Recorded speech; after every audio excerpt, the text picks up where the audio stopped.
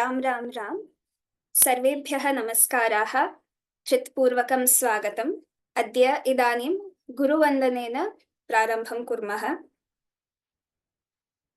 गुरुरेव गतिर्गुरुमेव भजे गुरुणैव सहास्मि नमो गुरवे न गुरोः परमं शिशुरस्मि गुरोः मतिरस्ति गुरौ मम पाहि गुरो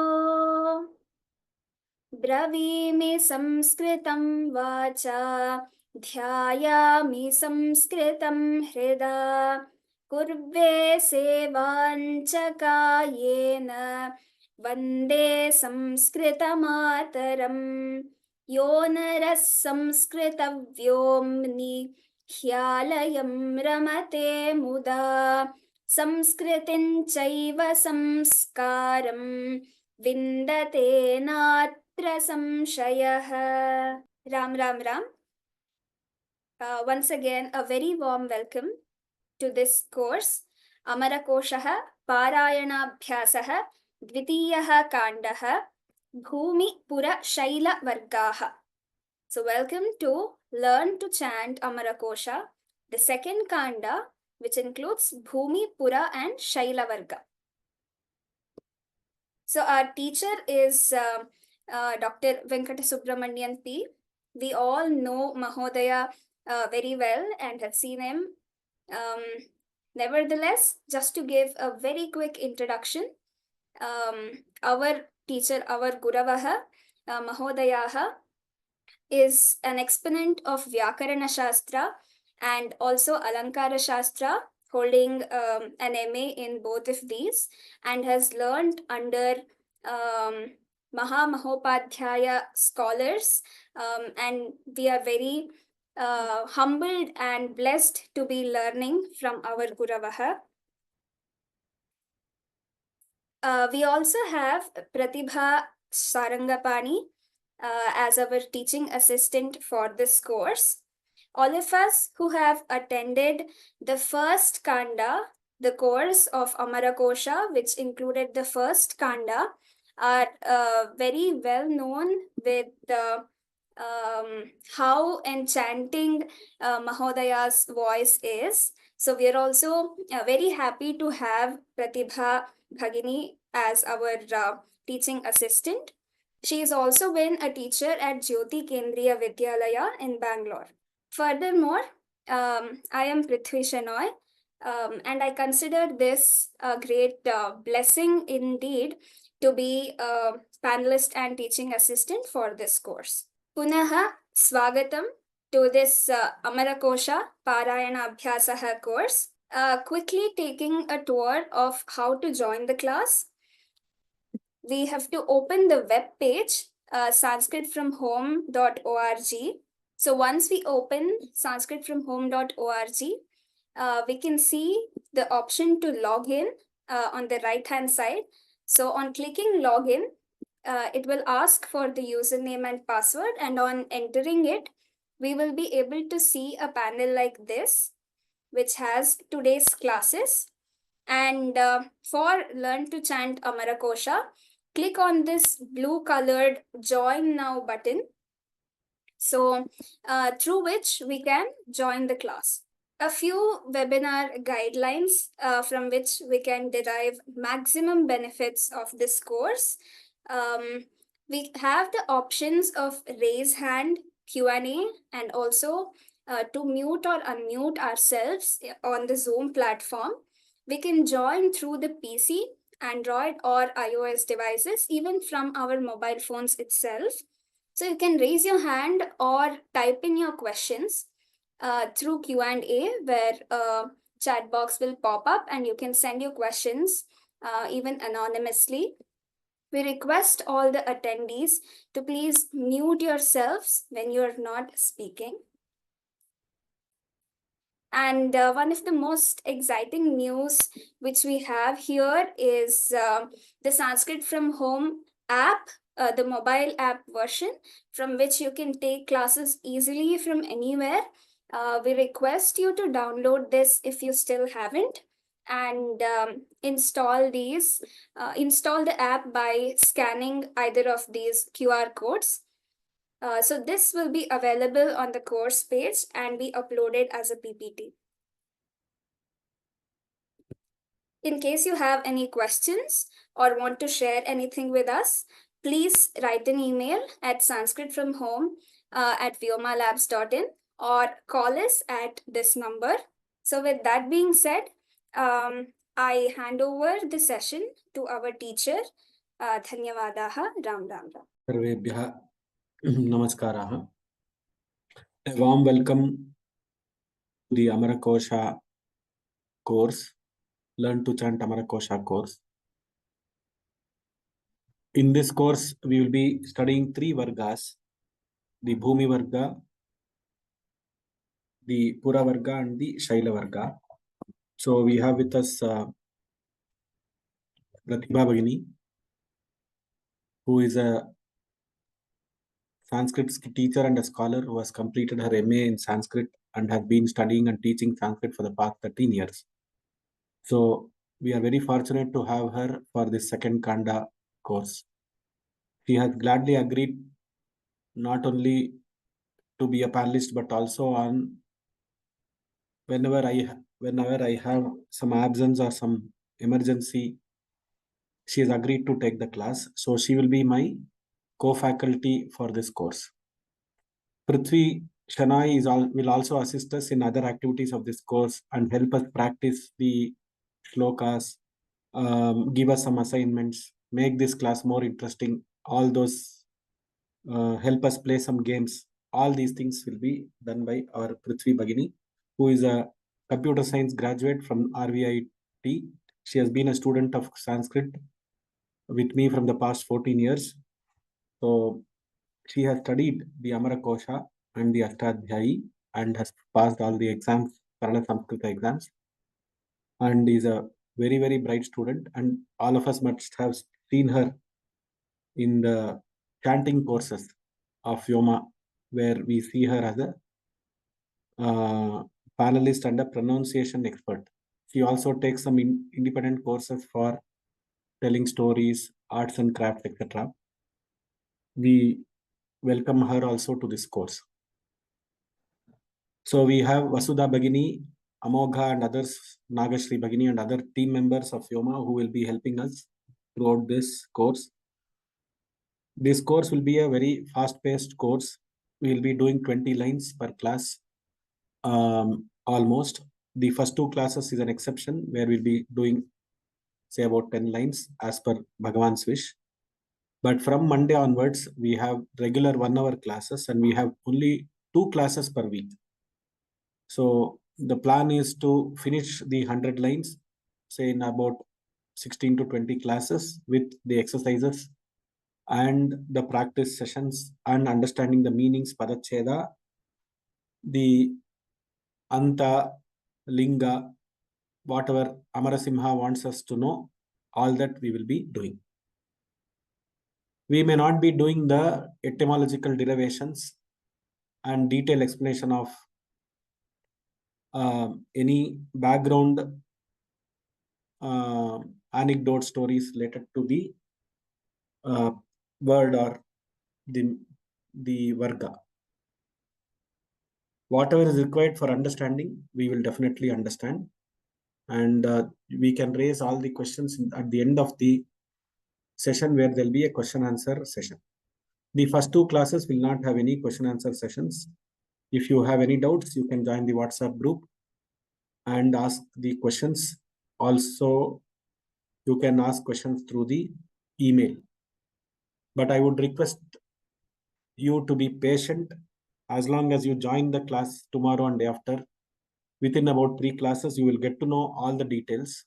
Don't be in a hurry and ask questions like where will I see the recordings? What will happen to the recordings? Will there be a test for this? All those questions will be slowly answered. Please don't bombard us with questions. Let us enjoy learning the Amarakosha. Today being an auspicious day, we'll spend our time in learning the Amarakosha. Let us start. Pratibha Bhagini, Bhavati Siddhava. Siddha asmi. Astu. So we will use this website. I will share the screen. This website for the sake of our classes. Amarakosha.vyomalabs.in. This is the website. So if you come to the website, you will have a Mangala Shloka. Today I will teach one of the Mangala Shloka. The other shlokas related to the understanding of Amarakosha, I will teach on Monday. We will straight away get into the second Kanda and start few verses and experience the verse. Yasya jnanadaya sindhoh Yasya jnanadaya sindhoh. Yasya jnanadaya sindhoh. agadhasya nagha gunah Agadhasya nagha gunah. Agadhasya nagha gunah. सेव्यतामक्षयो धीराः सेव्यतामक्षयो धीराः. सेव्यतामक्षयो धीराः. सश्रियै चामृताय च सश्रिये चामृताय च. सश्रिये चामृताय च. अथ द्वितीयं काण्डम् अथ द्वितीयं काण्डम्. अथ द्वितीयं काण्डम्. अथ भूमिवर्गः अथ भूमिवर्गः. अथ भूमिवर्गः. भूमिवर्गात् प्राक् एक पङ्क्तिद्वयं वर्तते. कति वर्गाः अस्मिन् द्वितीयकाण्डे सन्ति इति. Before we enter the Bhumivarga, there are two verses which talk about how many Vargas are there in the Dvitiya Kanda. So we will do that and enter the Bhumivarga. Varga Prithvi. Varga Prithvi.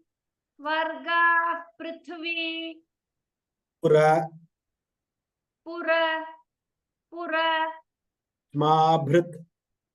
Shmabhrit. Shmabhrit. Vanaushadhi. Vanaushadhi. Vanaushadhi. Mrigadibhi. Mrigadibhi. Mrigadibhi. Nr Brahma. Nrbrahma. Nrbrahma. Kshatravit Shudraihi. Kshatravit Shudraihi. Kshatravit Shudraihi. Sangopangaihi. Sangopangaihi. Sangopangaihi. Ihoditaha. Ihoditaha. Ihoditaha. Atha Bhumivargaha. अथ भूमिवर्गः. अथ भूमिवर्गः. भूर्भूमिरचलानन्ता. भूर्भूमिरचलानन्ता. भूर्भूमिरचलानन्ता. रसा विश्वम्भरा स्थिरा. रसा विश्वम्भरा स्थिरा. रसा विश्वम्भरा स्थिरा. धरा धरित्री धरणिः. धरा धरित्री धरणिः. धरा धरित्री धरणिः.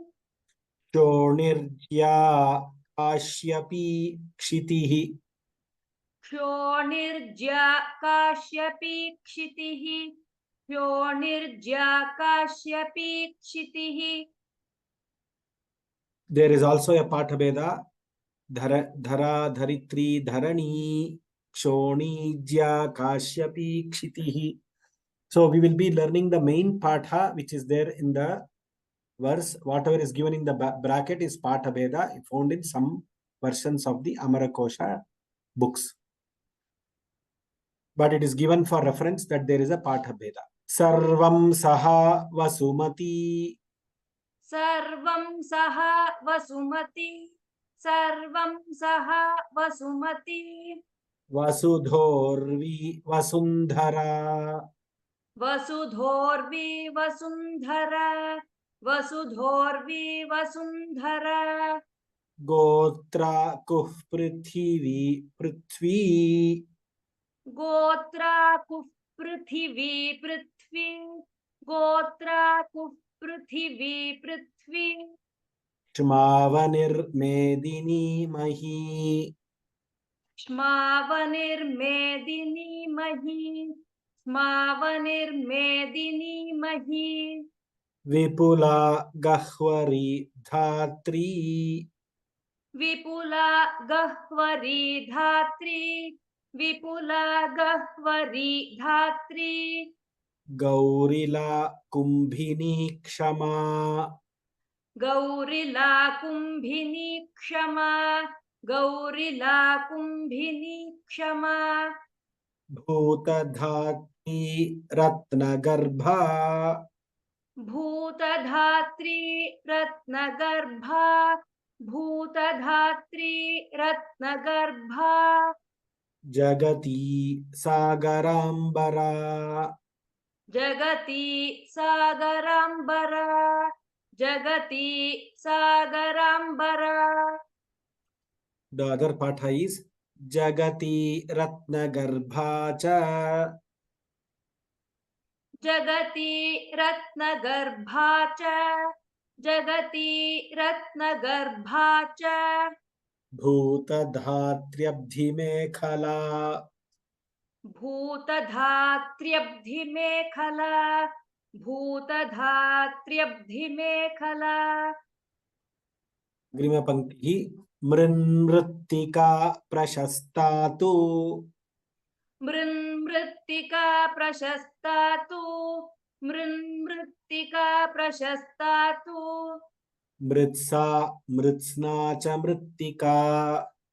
मृत्सा मृत्स्ना च मृत्तिका मृत्सा मृत्स्ना च मृत्तिका The other patha is Mritsna Mritsa. It's just interchange of the words. Urvara Sarvasasyadhya उर्वरा सर्वसस्याढ्या उर्वरा सर्वसस्याढ्या स्यादूषः स्यादूषः क्षारमृत्तिका स्यादूषः क्षारमृत्तिका स्यादूषः क्षारमृत्तिका ऊषवानूषरो ऊषवानूषरो ऊषवानूषरो द्वावप्यन्यलिङ्गौ द्वावप्यन्यलिङ्गौ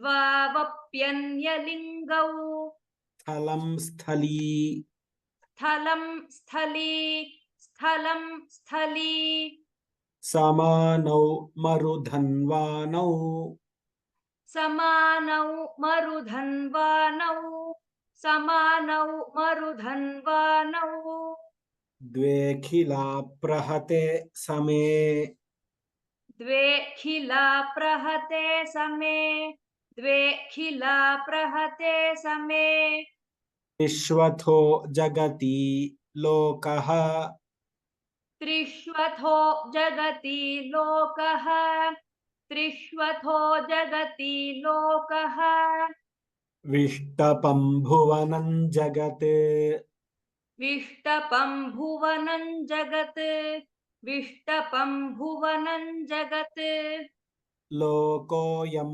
भारतं वर्षम् लोकोऽयं भारतं वर्षं लोकोऽयं भारतं वर्षं शरावत्यास्तु यो वधेः शरावत्यास्तु यो वधेः शरावत्यास्तु यो वधेः देशः प्राग्दक्षिणः प्राच्य देशः प्राग्दक्षिणः प्राच्य देशः प्राग्दक्षिणः प्राच्य उदीच्यः पश्चिमोत्तरः उदीच्यः पश्चिमोत्तरः उदीच्यः पश्चिमोत्तरः प्रत्यन्तो प्रत्यन्तो प्रत्यन्तो म्लेच्छदेशः स्यात् प्रत्यन्तो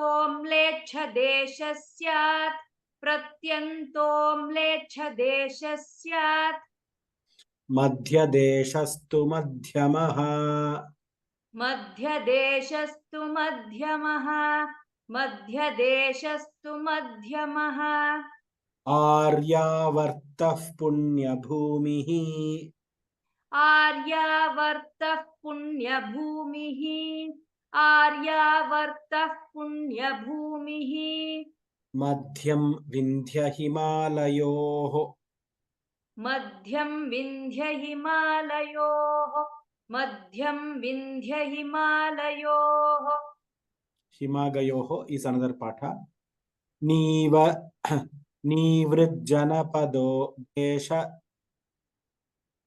निवृज्जनपदो देश निवृज्जनपदो देश विषयौ तूपवर्तनम् विषयौ तूपवर्तनम् विषयौ तूपवर्तनम् नीवृज्जनपदो देश विषयौ तूपवर्तनम् निवृज्जनपदो देश विषयौ तूपवर्तनम् निवृज्जनपदो देश विषयौ तूपवर्तनम् नीवृज्जनपदौ is the adhika pata or pata bheda त्रिष्वा गोष्ठान्नडप्राये त्रिष्वा गोष्ठान्नडप्राये त्रिष्वा गोष्ठान्नडप्राये नड्वान्नड्वल इत्यपि